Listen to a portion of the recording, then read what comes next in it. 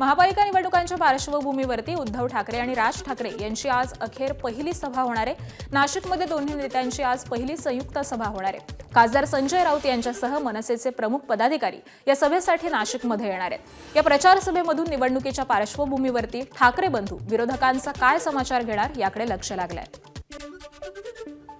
मुख्यमंत्री देवेंद्र फडणवीसांच्या आज वसई विरार आणि मीरा भाईंदरमध्ये जाहीर सभा पार पडणार आहेत। नालासोपाऱ्यातील सेंट्रल पार्क मैदानावरती वसई विरार महापालिकेसाठी सभा होणार आहे, तर मीरा रोड इथल्या बाळासाहेब ठाकरे मैदानावरती भाईंदर पालिकेसाठी जाहीर सभा पार पडणार आहे।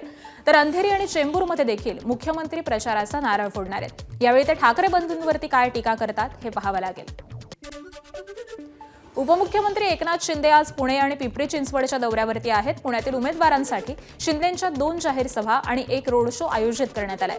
पुण्यातील कात्रजमध्ये रोड शो, तर कसबा पेठेमध्ये जाहीर सभा होईल आणि त्यानंतर पिंपरी चिंचवडमध्ये शिंदेंची जाहीर सभा होईल।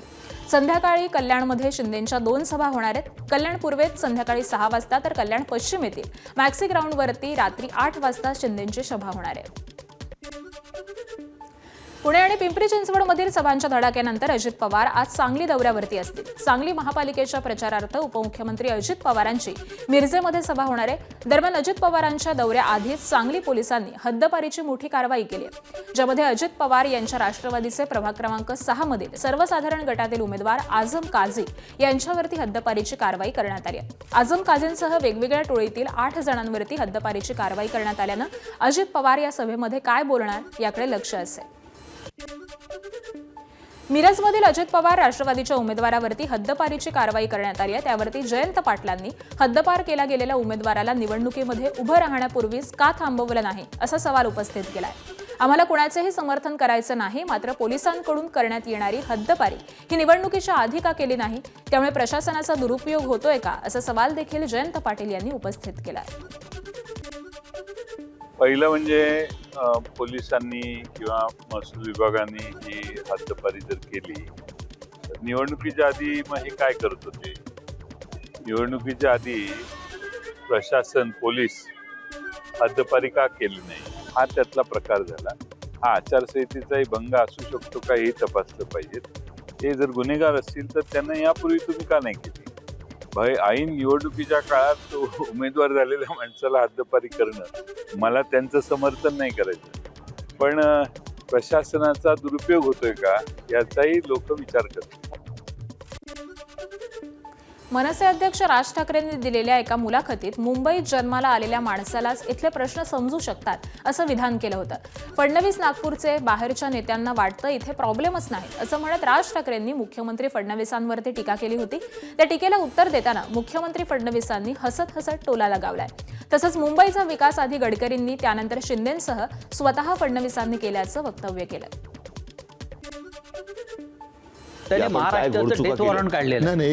देवेंद्र फडणवीस नागपूरचे, अजून बाकीचे सगळे बाहेरचे। मुंबईमध्ये मुंबईकरांना काय पाहिजे हे मला असं वाटतं मुंबईत तुम्हाला तिथे जन्माला आल्याशिवाय कळणार नाही। बाहेर येऊन ज्यावेळेला तुम्ही ती एखादी गोष्ट बघता, शहर बघता किंवा एखादा देश बघता ना, तुम्हाला समजणारच नाही तिथले प्रश्न काय ते। आता उदाहरणार्थ समजा तुमचा काय गृहनिर्माण मंत्री किंवा अजून कुठचा PWD मिनिस्टर किंवा अजून कुठेतरी हे बाहेरचे ज्यावेळेला येतात, ते ज्यावेळेला मुंबईत येतात त्यावेळेला त्यांना प्रश्न पडतो, सर प्रॉब्लेम काय शहराचा?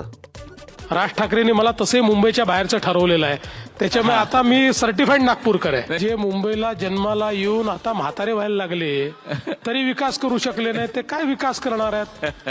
जो काही विकास बघा, एक गोष्ट तर मान्य करावी लागेल, मुंबईच्या विकासामध्ये पहिलं नाव कोणाचं घेतलं जात असेल तर ते नितीन गडकरींचं घेतलं जातं, ज्यांनी 55 उड्डाणपूल तयार केले, वरही बांद्रा सीलिंग तयार केली, आणि त्यानंतर मुंबईचा 360 डिग्री विकास हा मोदीजींच्या नेतृत्वाखाली मी आणि एकनाथ शिंदेंनी केला। दरम्यान उद्धव आणि राज ठाकरेंच्या सामनातील मुलाखतीचा दुसरा भाग आज प्रदर्शित होणार आहे। मुलाखतीच्या पहिल्या अंकामध्ये ठाकरे बंधूंनी फडणवीसांवरती टीकास्त्र डागलंय, तर दुसरीकडे मुंबईतील प्रदूषण, कांदळवन यासह मुंबईमध्ये येणाऱ्या लोंढ्यांवर देखील ठाकरे बंधूंनी भाष्य केलंय। पिंपरी चिंचवड महापालिकेच्या निवडणुकीसाठी उपमुख्यमंत्री अजित पवार आणि रोहित पवार या काका पुतण्यांनी एकत्र प्रचार केला। यावेळी दोघांनीही भाजपा आमदार शंकर जगताप आणि महेश लांडगे यांच्यावरती जोरदार टीका केली.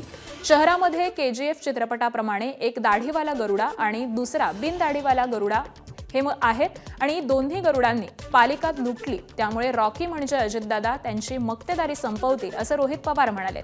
तर अजित पवारांनी भटक्या कुत्र्यांच्या नसबंदीमध्ये स्थानिक भाजपनं भ्रष्टाचार केल्याचा आरोप केला.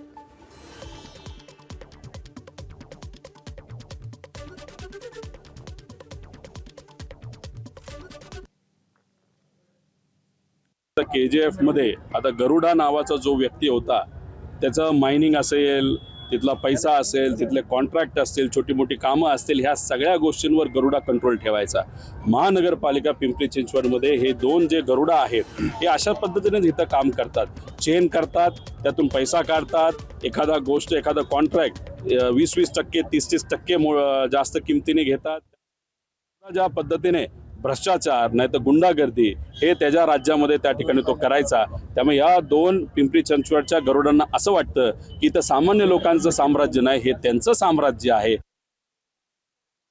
सामान्य लोकांची बाजू घेत ज्या पद्धतीने त्या पद्धतीने तिथं रॉकी नावाचा जो कोणी हिरो आहे तो आला होता, तसंच एक रेफरन्स देऊन इथं दादा आज मनापासून या गुंडाशाही आणि कॉन्ट्रॅक्टर बाजीच्या विरोधात लढतात, म्हणून त्यांना रॉकी भाई या परिसराचा असं मी फक्त मजेत बोलता संबोधलं आहे. आणि दरम्यान याच सभेमध्ये अजित पवार काय म्हणाले तेही पाहूयात. महानगरपालिकेने गेल्या काही वर्षात 43,680 कुत्र्यांवर नसबंदी शस्त्रक्रिया केल्याचा दावा केला आणि त्यासाठी खर्च किती केला? 7 कोटी रुपये. नसबंदी कुत्र्यांवर करायला 7 कोटी रुपये. आता कुत्र्यांची बोगस नसबंदी झाली, तिथं भ्रष्टाचार झाला. कुत्र्यांची नसबंदी झाली तरी कुत्री आहे त्यांना पिल्लं होत आहेत.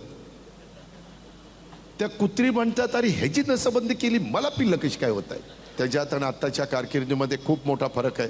तो का भटकं कुत्रं आलंच तिच्या आयला, ती सांगायला आलंय आणि ती पण इथंच हाकते. तर काय करायचं? इतकं घाण सगळीकडे होतीये. त्याला एकमेव कारण इथं जे आपल्या इथं ओढे नाले आहेत त्या, का रे बाबा कोणाची सुपारी घेऊन आला?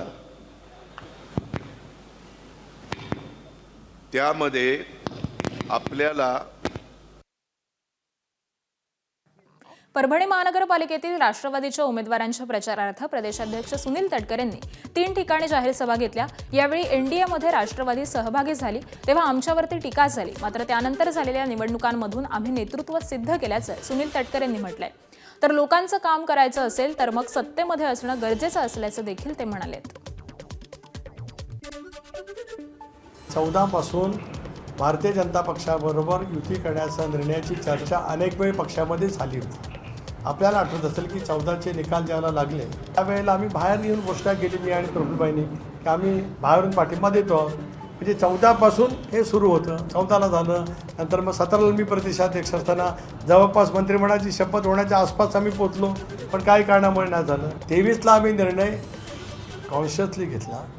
आज मी पुन्हा एकदा सांगतो आपल्यामार्फत, NDAमध्ये जाण्याचा निर्णय आमचा अधोरेखित आहे. खा कोणाचंही मटण पण दाबा आमचंच बटण असं माजी मुख्यमंत्री अशोक चव्हाण यांनी म्हटलंय.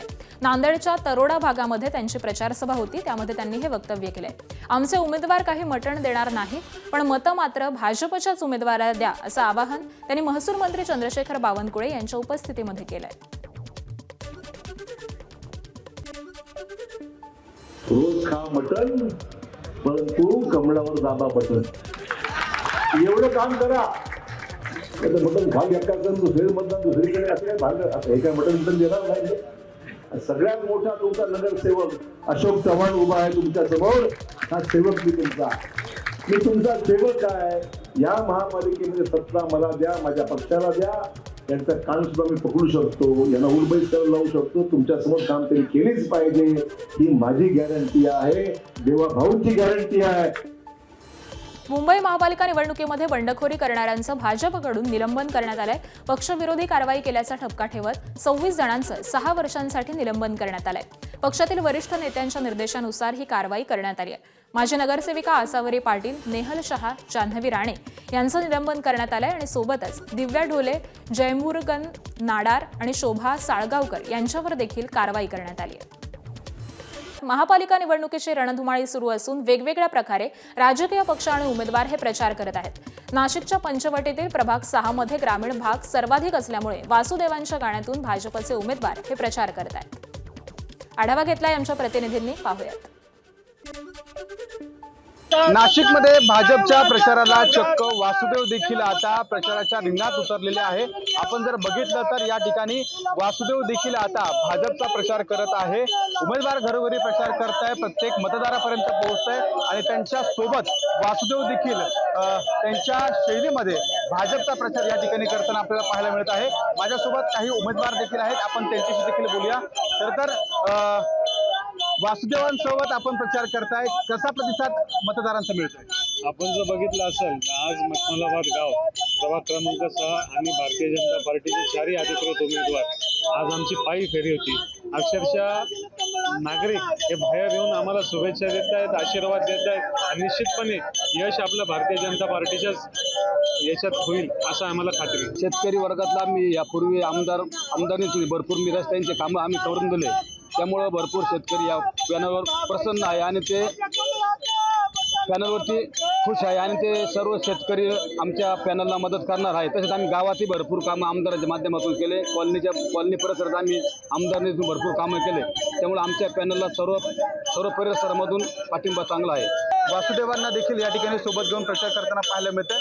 हा जो प्रभाग क्रमांक 6 आहे त्या ठिकाणी शहरी भाग आणि ग्रामीण भाग देखील आहे आणि त्यामुळे या प्रत्येक मतदारापर्यंत वेगळ्या पद्धतीने या सगळ्या उमेदवारांकडनं प्रचार सुरू असल्याचं आपल्याला एकूणच पाहायला मिळतं. कॅमेरामॅन करण करण्याचा शुभम बुडके, एबीपी माझा. एबीपी माझा, उघडा डोळे बघा नीट.